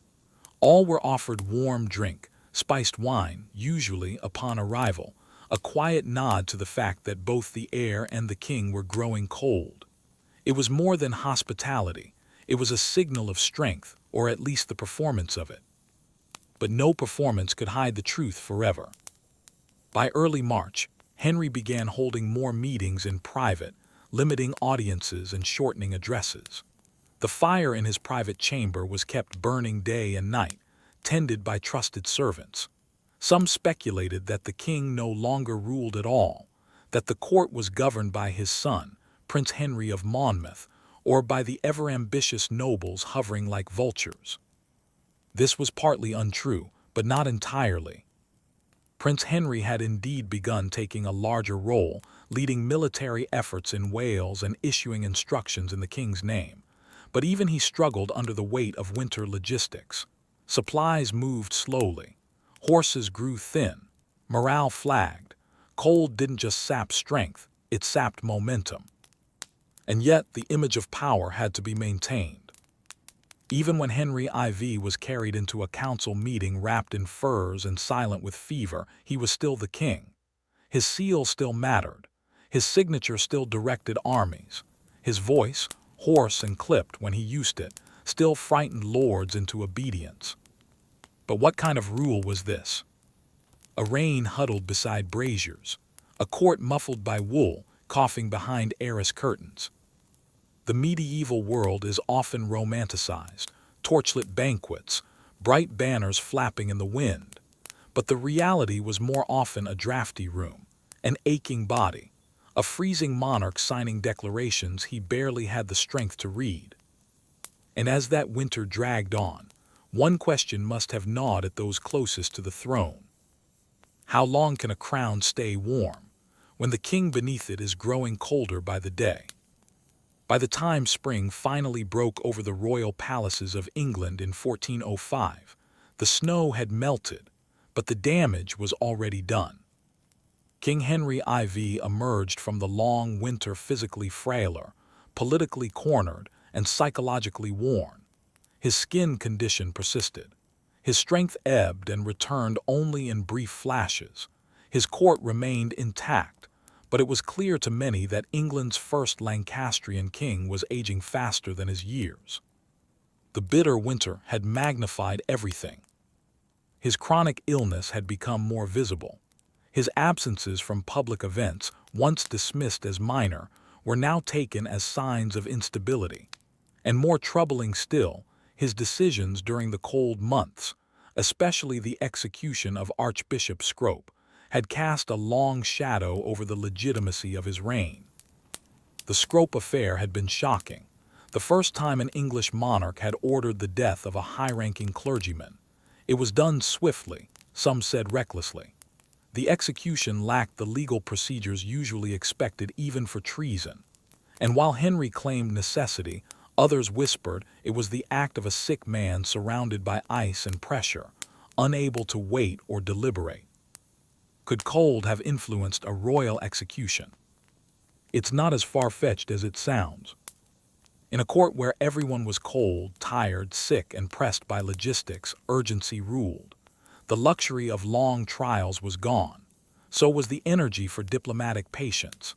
Henry's feverish state, documented by several courtiers, may have created a need for quick resolution, not justice. When your body is inflamed, your patience is not a renewable resource.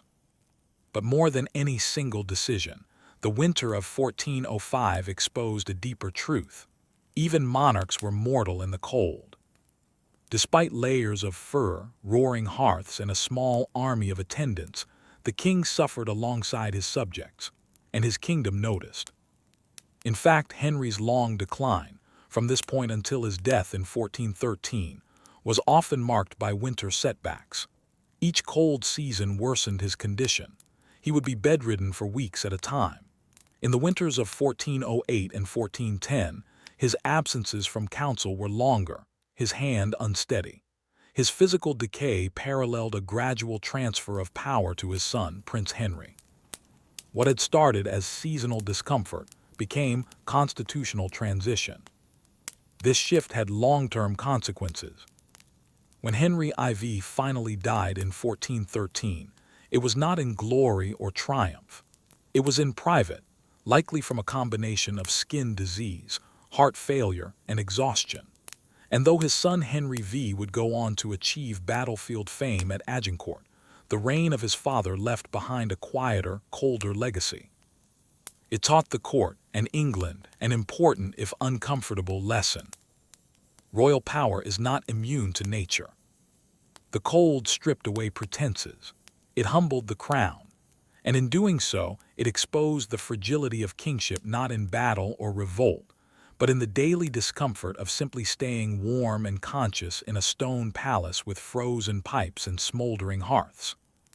There is no monument to the king's chill, no plaque to the failed braziers, no mention of the court pages who huddled behind tapestries, the scribes who warmed their fingers by candle, the guards who paced the ramparts to stay alive through the night. But the cold was always there. It sat at the king's table. It stood beside his throne.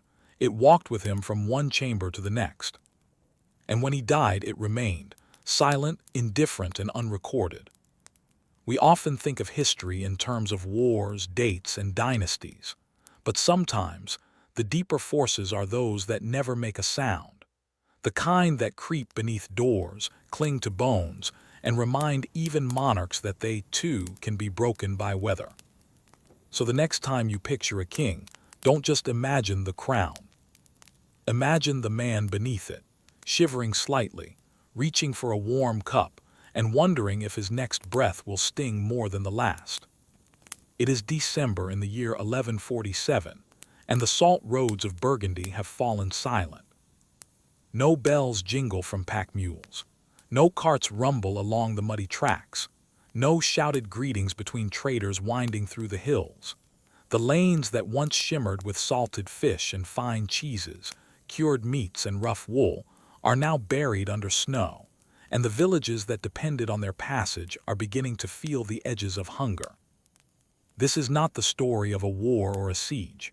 This is a story about what happens when commerce freezes, when trade, like a river choked with ice, simply stops flowing, when one winter, unspectacular in every way except its persistence, suffocates an economy built not on conquest but on simple, repeated exchanges. And few exchanges were as vital as salt. You, as a merchant or steward in 12th century Burgundy, would have known that salt was not a seasoning. It was a preservative, a currency, a necessity. Without it, meats could not be stored, dairy could not be sold, and food would not last more than a few days in the open. Every household, from the humblest croft to the wealthiest abbey, relied on regular deliveries of salt, carried in sacks, barrels, and baskets, via a network of trade routes that snaked across the Saône Valley and into the highlands. But that winter, the routes vanished. Unpaved roads turned to frozen sludge. Bridges iced over. Mule trains collapsed or refused to move. Wagons cracked their wheels on hard frost. Entire caravans turned back, abandoning their goods to the snow. By early January, only the most daring or desperate traders were still on the roads, and many of them never reached their destinations. The salt was trapped. In towns like Macon, Beaune, and Auxerre, markets grew quiet. Food that should have been preserved began to spoil. Butchers sold meat quickly at a loss, knowing it would rot if left unsalted. Bakers began to hoard lard and butter. Alewives, unable to clean their brewing vats properly, closed their doors. The smell of rot replaced the scent of roasted barley and warm dough. And the people, especially the rural poor, began to panic. Salt was not the only missing product, but it was the most essential. No one stockpiled it. It was always in motion. Salt houses held limited stores, meant to last a week or two at most. Some monasteries had deeper reserves, but they guarded them carefully. Requests from nearby villages were answered with polite refusals and closed gates. The abbots understood what was coming. Without trade, communities became islands. And these islands were not self-sufficient. Vineyards could not store grapes without salt. Cheesemakers could not press their wheels. Fishermen at the rivers couldn't preserve their catch. Families turned to drying meat over fires, a slow, inefficient method that required fuel they didn't have. Smoke filled low homes. Eyes stung. wood piles dwindled. People began to barter furiously, offering anything for just a pinch of salt. A cheese press for a fistful, a brass cooking pot for a half-pound. In one recorded case from the priory at Vézelay, a farmer traded his only ox for 3 small sacks, less than a month's supply. It was a trade of desperation, not value. And those without goods to barter turned to more direct measures. Theft surged. Salt stores were locked behind iron. Monks kept watch in rotating shifts. In February, a traveling merchant was found dead in a frozen ditch outside Dijon. His salt stolen, his cart emptied, his mule vanished. No one was ever caught. The villagers nearby said nothing, because the thief, perhaps, was one of their own. And while all this unfolded, the lords of the region looked on with nervous detachment. The Duchy of Burgundy had always depended on the movement of goods.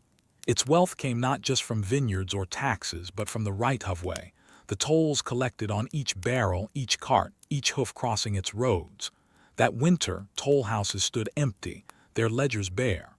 Lords sent letters to neighboring fiefs asking for relief shipments. Most were never answered. The cold had closed every border that mattered. It was not a siege, but it felt like one. And as the snow deepened and the sun grew weaker, one central question hung over the region.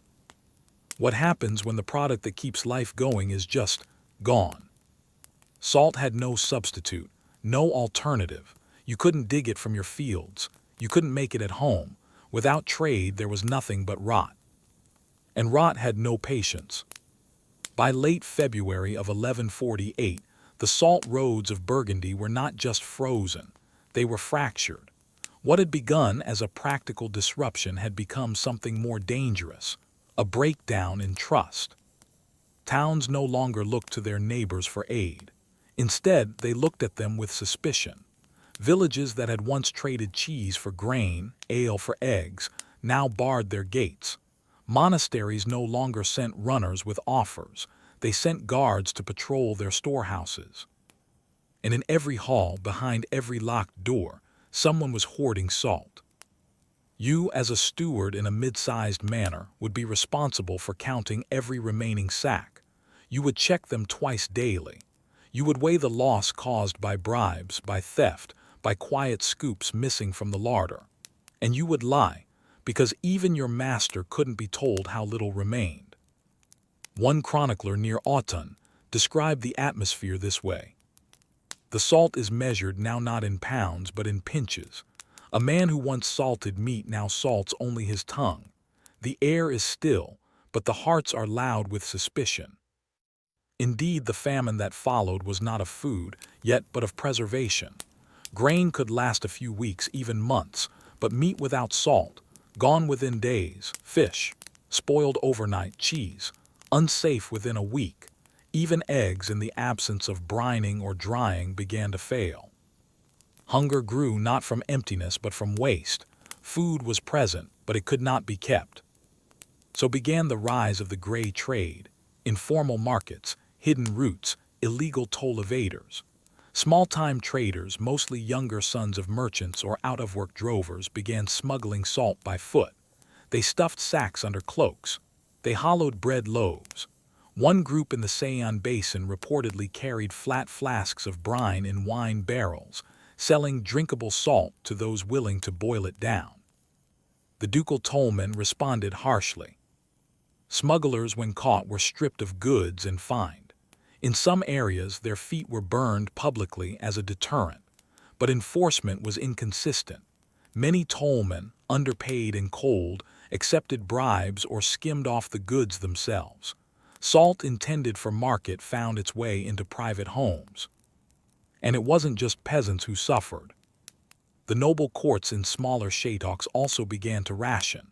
Kitchen records from a baronial household near Chalon-sur-Saône show a steady reduction in preserved foods.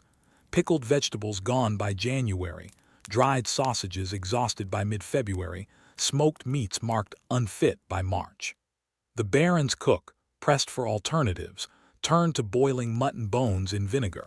A dish meant more for preservation than pleasure. Meals grew sour, spirits darker still.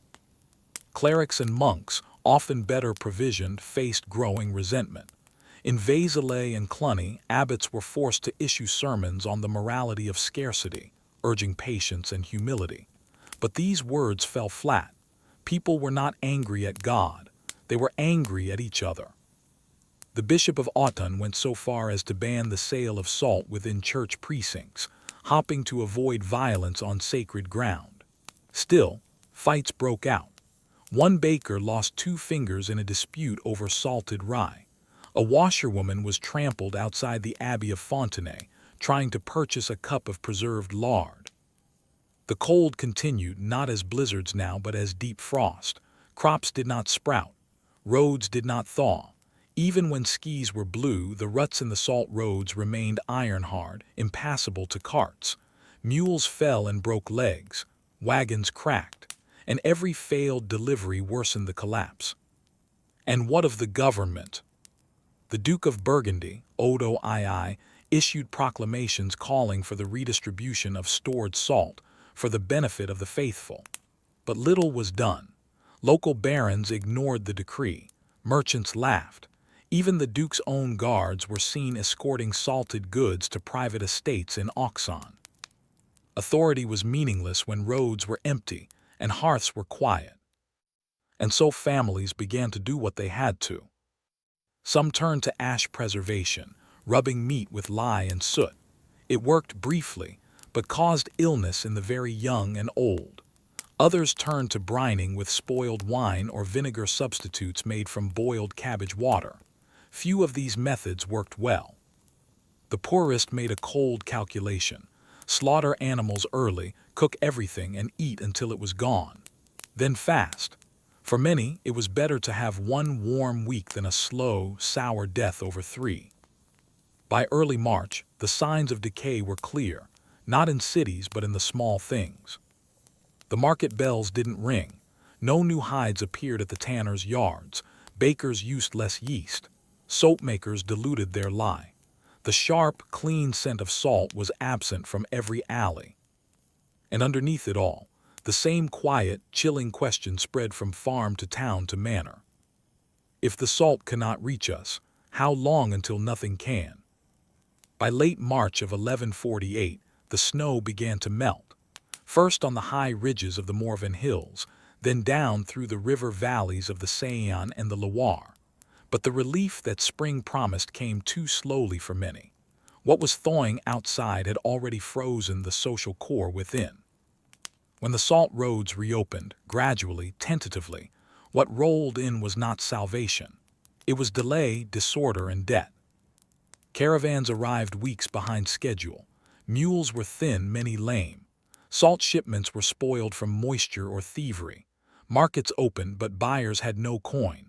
They had already sold their goods, their tools, their livestock. The economy hadn't collapsed, but it had slipped like a cart on an icy hill, off course, tilting toward something worse. In Beaune, the first salt shipment in nearly 3 months arrived to a silent crowd. No cheers, no music, just rationing. Armed guards oversaw distribution. No one took more than a measure, and still it wasn't enough. Too many hands, too many mouths.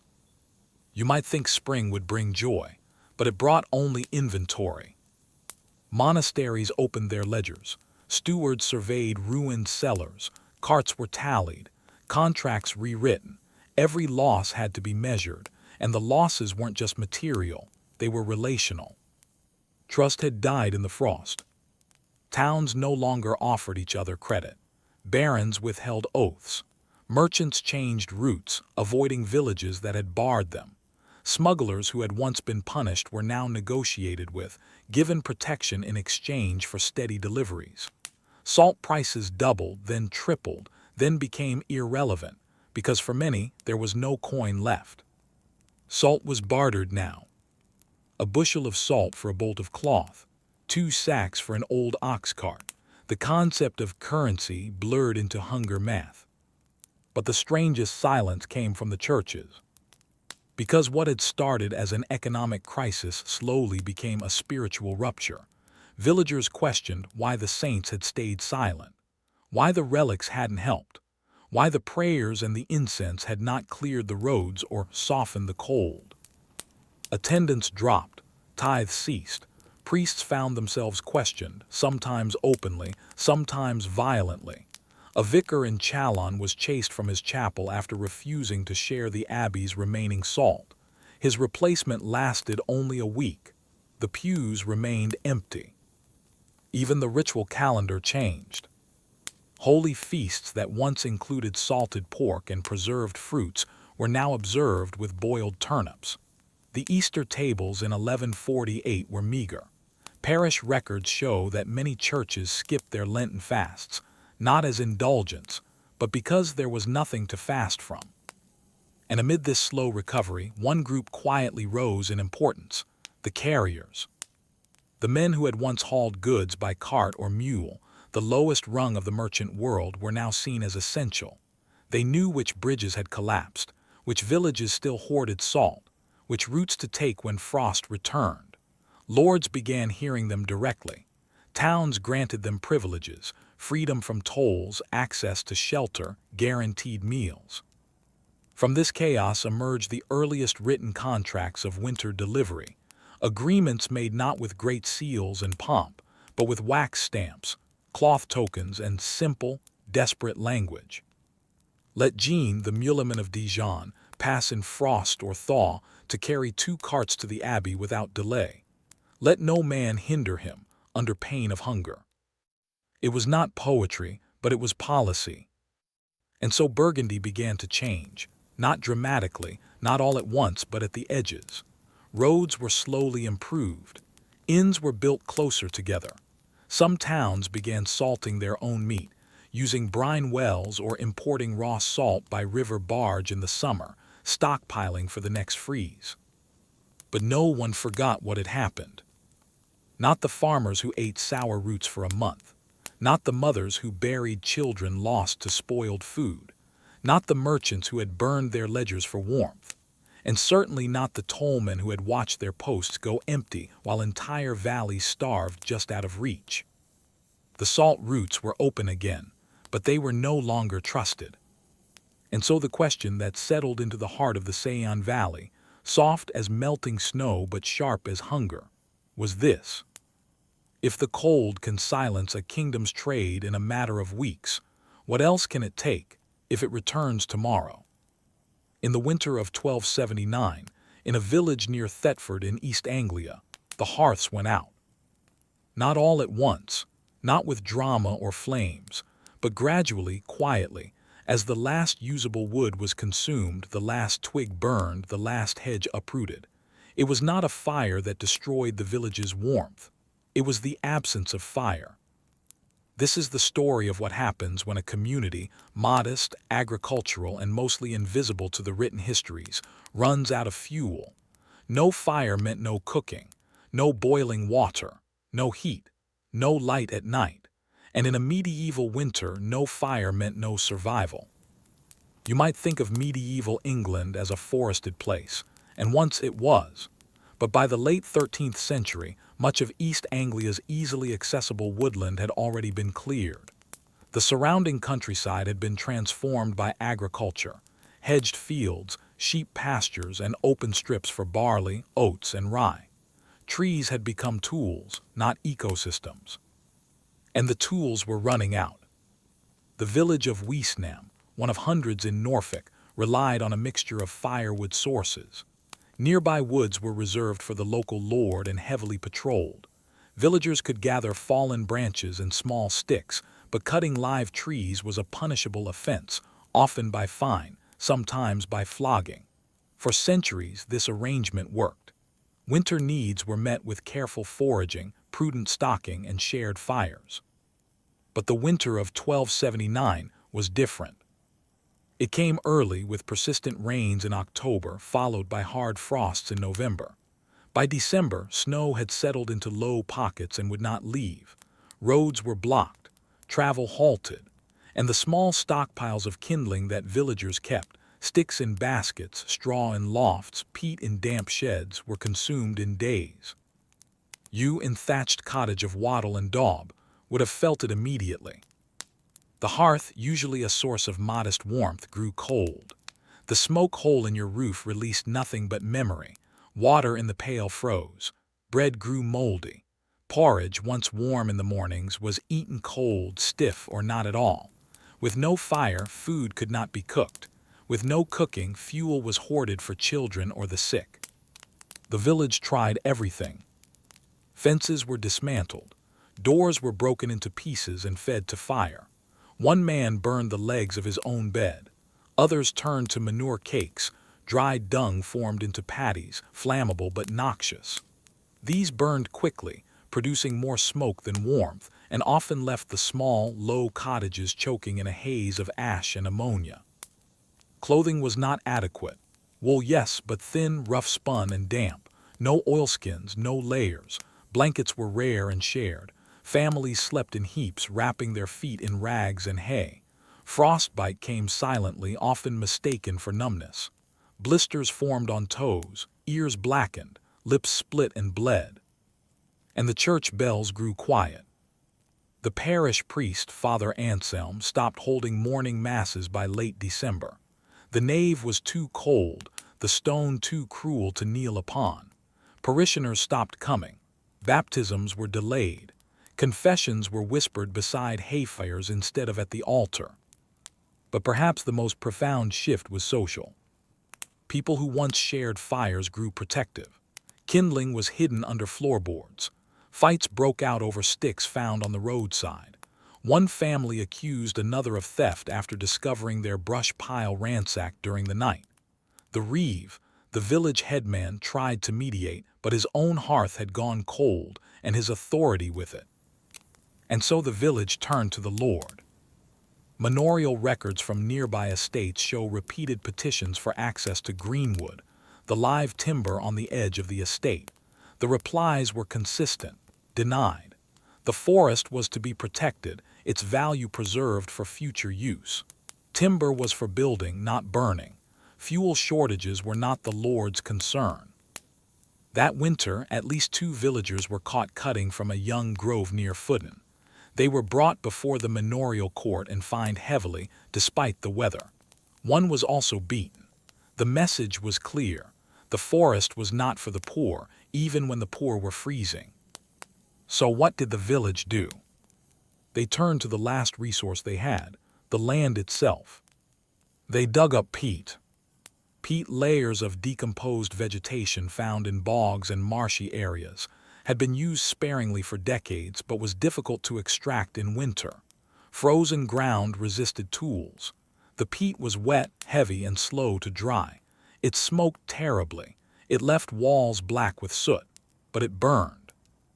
By mid-January, entire families were scraping the marshes for anything that could catch fire. Children hauled baskets. Women formed the bricks. Men guarded the fires. The village smelled of rot and wet ash. And yet, even this was not enough. You might ask, why didn't they just move? Why not walk to another village, another manor, another hope? But the medieval peasant was not free. Leaving your land without permission was not just disobedience, it was illegal. Bonds of tenancy, of feudal duty, of spiritual obligation held people in place. And even if they had walked, where would they go? The next village was likely no better. The woods were owned there too. And so the villagers of East Anglia stayed. Without fire, without recourse, with nothing but frozen soil beneath their feet and a memory of warmth in their bones. And at some point, though no chronicle records it, someone must have asked the question that had no good answer. What happens when a village runs out of wood and no one cares? By February of 1279, the village had entered its last stage of endurance. It no longer asked when the wood would return, but whether it was already too late. The cold did not ease. The days grew longer, but the sun had no heat. Ashes piled beside long-dead hearths. In some cottages, entire weeks passed without a fire, save for a single ember saved under moss and cold dust, coaxed back to life each morning with a prayer and a breath. And the people had changed. Children no longer ran in the lanes. Voices were quiet. Conversation, once carried over hedgerows and fields, was reduced to whispers. Silence became strategy: speak less, move less, burn less. And still, the wood was gone. You might think of a medieval peasant as constantly working the land, but in winter, when there was little to till, their most important daily labor was fuel gathering. It had always been a woman's burden, often done with children in tow. Bundles of twigs tied with cord, bark peeled from the sides of dying trees. Every handful mattered. Now there was nothing left to gather. And when the ground gave no wood, the people turned inward, to the things that could be burned in quiet shame. Beams from old sheds, cart axles, broken chairs. A tenant named Elias was seen burning a carved chest that had belonged to his grandfather, a box that once held his father's birth shroud, noted the local priest. Another family fed their fire with a disassembled loom, the widow's spinning wheel, a child's stool. Every item became potential heat. But desperation brought danger. Some villagers returned to the Lord's woods. They did not go in daylight. They crept in the early morning fog, pulling sleds made from thatch and bone. They felled saplings with small hand tools, quietly, quickly. They stripped bark from living trees and yanked roots from frost-bitten earth. One family, caught in the act, was brought to the manor court in chains. The sentence, a public shamming, stocks for 3 days, heavy fines, and the confiscation of half their remaining possessions. No one protested, but something shifted. The village began to resent not the winter, but the system that let them freeze. Their obedience, once instinctive, became hesitant. The reeve, once respected, was now watched. The manor's stewards were no longer greeted with bows but blank stares. And the priest, who kept his own hearth burning warm thanks to a tithed woodpile, found his sermons growing shorter and his congregation more distant. He preached charity. The people heard hypocrisy. In one unusual entry in a parish ledger, a side note reads, 3 refused to kneel. 1 spat before the altar. I know not what to say to men who burn their homes for warmth and find no comfort in prayer. And yet through it all, no one rebelled. Because there was no energy for it. Cold sapped not just strength but spirit. The villagers of East Anglia, like thousands of others across England, did not rise up when the wood ran out. They withered. One woman, Agnes of Hockwold, left behind a will written just weeks before her death.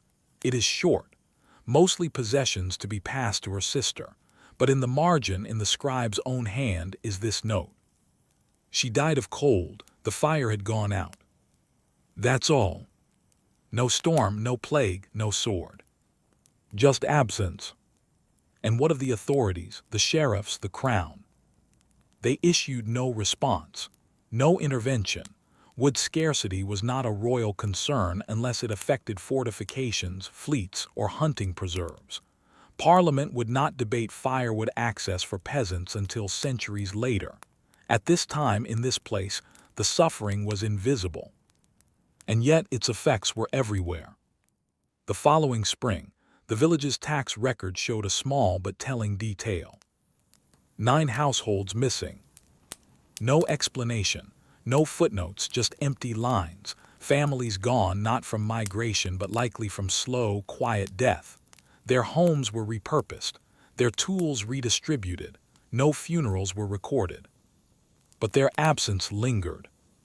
And the question they left behind, unspoken but present in every smoky, underfed cottage, was this.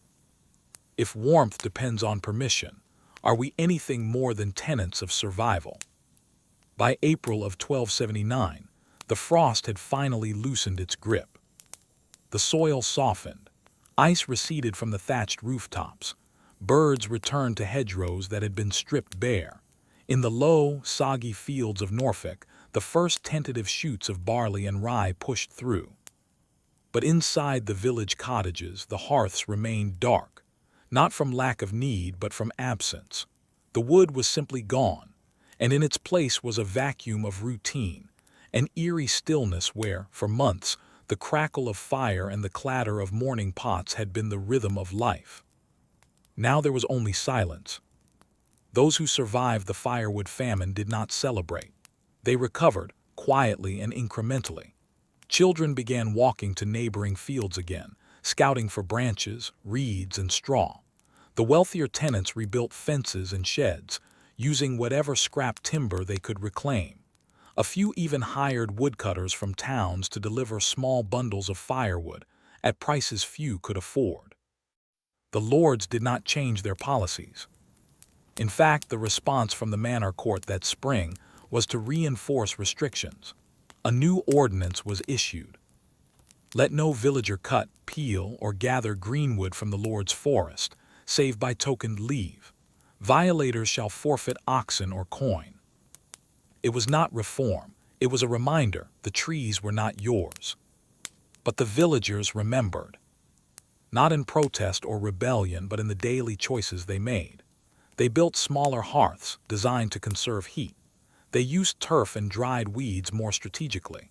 Some dug pit fires, recessed into the ground, shielded from wind, and easier to keep burning with smaller fuel.